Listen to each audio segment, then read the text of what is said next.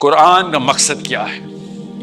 قرآن کا مقصد ہے انسان کی سیلف اسٹیم کو اپنی اوج کے اوپر لے کے آنا، ورنہ اس کو اللہ کی معرفت نہیں مل سکتی۔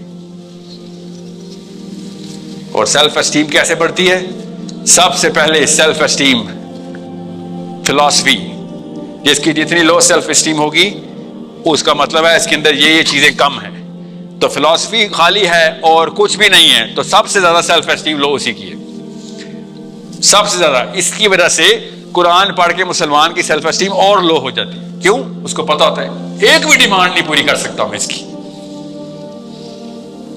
مانتا تو ہے قرآن کو حق کی کتاب، اور پتہ چلتا ہے میں تو اس قابل ہی نہیں ہوں، اور سے او کانفیڈنس لو، سیلف ورتھ زیرو۔ اس لیے ہمیں علماء کے لیکچر سے عجیب سی ایک پینک اٹیک ہوتے ہیں، کیونکہ یہ ہمارے راز افشاں کر دیتا ہے کہ میں کتنا انکیپیبل ہوں۔ سو فلسفی سے دور کون لوگ بھاگتے ہیں؟ فلسفی سے دور وہ لوگ بھاگتے ہیں جو کہتے ہیں بھائی میں کبوتر ریت کے اندر ساری دابے تو بہتر ہی تھا، ایٹ لیسٹ بلی نظر تو نہیں آ رہی تھی نا، کھائے گی تو وہ پھر بھی وہ ایٹ لیسٹ تھوڑی دیر کا تو اطمینان کر رہے تھے۔ سو جب فلسفی آتی ہے سیلف اسٹیم اور لو ہو جاتی ہے۔ اگر فلسفی ٹھیک آئی ہے، کیونکہ فلسفی نہیں آئے گی تو پھر تو سیلف اسٹیم بالکل بھی نہیں بنے گی۔ فلسفی ٹھیک آئی ہے مگر علم حاصل نہیں کر رہے آپ، جو مرضی کر لیں آپ کی اسٹیم نہیں بڑھ سکتی۔ پھر میں جو مرضی کروں، ایک سوال آگے سے آنا ہے اور قاری صاحب نے، مولوی صاحب نے، پروفیسر صاحب نے کہنا سر آپ یہاں پہ غلط ہیں، یہاں پہ یہ ایسے ہوتا ہے، اور چونکہ میری نالج نہیں ہے تو میں کہوں گا اچھا میرا جذبہ تو بہت اچھا تھا، میں کیا کروں یہاں پہ تو میں غلط ہوں، اپنا کانفیڈنس لوز کر جاؤں۔ سو جب تک آپ کی فلسفی کے اوپر آپ کا نالج سیٹ نہیں بیٹھا ہوا تب تک آپ کی سیلف اسٹیم اوپر کی طرف نہیں جا سکتی۔ مگر اس سے بھی یہ بھی کافی نہیں، نالج والے لوگ بھی لو سیلف اسٹیم کے ہو سکتے ہیں، زیادہ تر ایکچولی نالج والے لوگ ہی لو سیلف اسٹیم کے۔ اگر نالج والے لوگ ہائی اسٹیم کے ہوتے تو بڑی بڑی آرمیز کو، اسپیشلی پاکستان آرمی کو، پروفیسر سے ڈر لگتا ہوتا، مولویوں سے ڈر لگتا ہوتا، مگر سب سے پہلے مولوی صاحب آ رہے تھے ان کے پاس، ابھی بھی آئے ہوئے تھے، کل پرسوں کا ہی واقعہ ہے، دیکھ لی ہم نے ویڈیو، مفتی صاحب آپ کی بھی، مجھے کہہ رہے تھے آپ مجھے پتہ چلا میری شکایتیں کس کو لگا رہے ہوتے ہیں آپ، شرم بھی نہیں آتی۔ مفتی تقی عثمانی صاحب جہاد کا فتویٰ دے رہے ہیں اور آپ یہاں پہ کیا کر رہے ہیں؟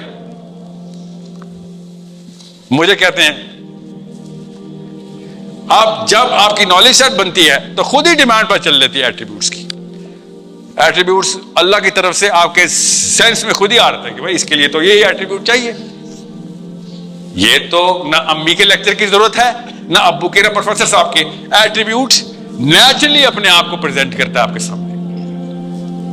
اور وہ ایٹریبیوٹ نہ ہو تو آپ کی لو سیلف اسٹیم آپ کو لٹرلی پش کرتی ہے ہائی سیلف اسٹیم کی طرف۔ کیوں؟ کیونکہ وہ ایٹریبیوٹ آپ پھر دانستہ یا نادانستہ طور پہ ایکوائر کر رہے ہوتے ہیں، اور جب تک آپ کرتے نہیں ہیں آپ کسی نہ کسی ڈپریشن کی سائیکل سے گزر رہے ہوتے ہیں۔ ہر بندے کی یہی جرنی۔ اور وہ ایٹریبیوٹس کیا ہیں؟ امی اسپیشلی غور سے سن لیں، اگر فلسفہ اسلام ہے تو ایٹریبیوٹ نمبر 1 کریج۔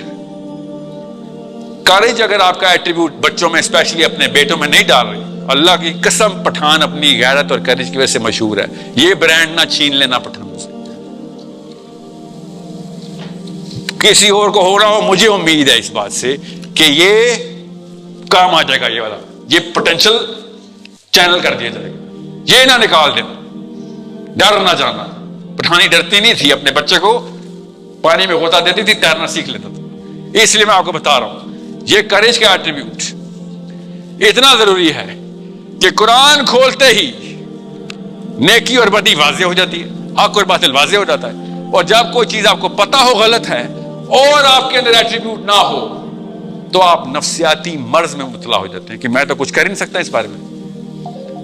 اگر آپ کو پتا ہی نہ ہو کہ کام غلط ہو رہا ہے تو آپ کی عزت نفس مجروح نہیں ہوتی، آپ کے پاس اگر اس کی کیپیبلٹی نہ ہو اس کو ٹھیک کرنے کی۔ مگر اگر آپ کو پتا ہو کہ یہ غلط ہے،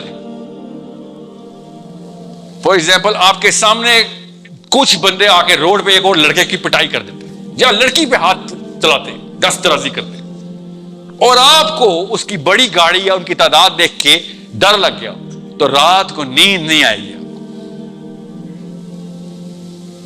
कि मैं इतना केपेबल नहीं था कि एक इंसानी औरत को प्रोटेक्ट कर सकता। मैं ये नहीं कह रहा हूं कि आपने गलत किया, मैं आपसे कह रहा हूं वो जो आवाज आएगी ना आपको, जो रात को चीखें आपको सुनाई देंगी आपके अंदर से, वो एट्रीब्यूट के ना होने की, वो कमी का एहसास हम सबको हुआ हुआ है पाकिस्तान में। हम सब प्रोटोकॉल्स के मारे हुए, हम सब कहीं ना कहीं दफ्तर या अस्पताल या किसी जगह जाते थे तो प्रोटोकॉल लग जाती थी। हम सबको पता है वो फीलिंग का। अस्पतालों और लड़कियों को बचाने की नौबतें आई ना हो ना आई हो, अपनी एस्टीम को बचाने की नौबतें कई दफा गंवाई हैं हमने। सो वो जो एट्रीब्यूट है वो फिलॉसफी की लिस्ट से खुद ही आ जाता। सो जिस दिन आपने नेकी और बदी की तालीम दे दी अम्मी जी, और बहादुरी नहीं सिखाई, तो आपने खुद एक दिमागी मरीज पैदा किया। उसकी खुदा का वास्ता शादी ना होने देना, वरना वो परपेचुअल साइकिल में चला जाएगा और वो कहीं का नहीं रहेगा।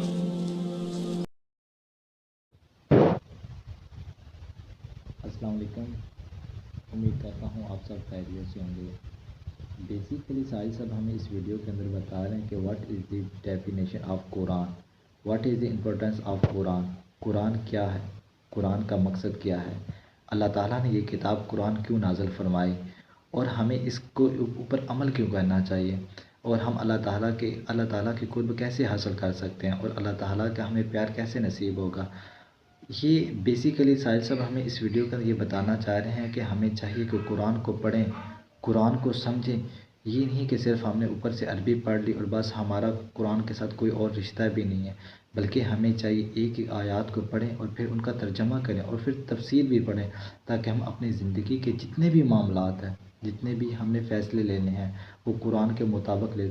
और सबसे पहले हमें कुरान की फ़िलासफ़ी को समझनी चाहिए कि ये किताब क्या है, इस किताब के आने का मकसद क्या है। और हमारे प्यारे नबी हज़रत मोहम्मद सल्लल्लाहु अलैहि वसल्लम ने जिस तरह इस कुरान को पढ़ा, कुरान को सीखा और लोगों को इसकी तबलीग की, इसी तरह हमें भी चाहिए इस कुरान को पढ़ना चाहिए, इसकी तबलीग करनी चाहिए। और हमारे जितने भी मौलाना हज़रात हैं, कारी हज़रात हैं, उन सब का ये हक़ बनता है, और वो हर इंसान को चाहे जुम्मे के खुतबा हो या नमाज के बाद वो बाकायदा इसका हमें एक बयान दें और हमें इसका लेक्चर दें कि अल्लाह ताला ने इस किताब को क्यों नाज़िल फरमाया और इस किताब के नाज़िल होने का मकसद क्या है। और ख़ास तौर पे ये सबसे पहली ज़िम्मेवारी अपने माँ बाप के ऊपर होती है। एक माँ को चाहिए, क्योंकि सबसे पहली बच्चों के दरस का उसकी माँ होती है, उसके बाप को चाहिए कि वो अपने बच्चों को कुरान के बारे में पढ़ाएं। और अगर वो ऐसा नहीं कर सकते तो उनको कोई भी हक़ नहीं है कि वो शादी करें। अगर शादी करके भी उन्होंने अपने जैसे ही बच्चे पैदा करने हैं जो कि दीन से लावारिस है, जिनको किसी चीज़ का पता ही नहीं है, जो सिर्फ बस कुरान को और दूसरों को पढ़ने की हद तक एडवाइस करते हैं और ख़ुद इस पर अमल भी नहीं करते, और उनको कोई भी हक़ नहीं कि वो शादी करें। बल्कि सबसे पहले कारी हज़रात की हक़ बनता है कि वो बच्चों को सिखाएं और उनके वालिदैन को भी इस चीज़ का बयान रखें हर जुमे के खुतबे के अंदर या हर रोज़ नमाज के अंदर कि कुरान की बाकायदा तालीम हासिल करें। और सबसे पहली चीज़ कि कुरान का मकसद क्या है, सबसे पहले कुरान को समझना चाहिए, कुरान की फ़िलासफ़ी को समझना चाहिए, तब जाके हम अपनी ज़िंदगी के अंदर तमाम मामलात के अंदर आसानियाँ पैदा फरमा देंगे।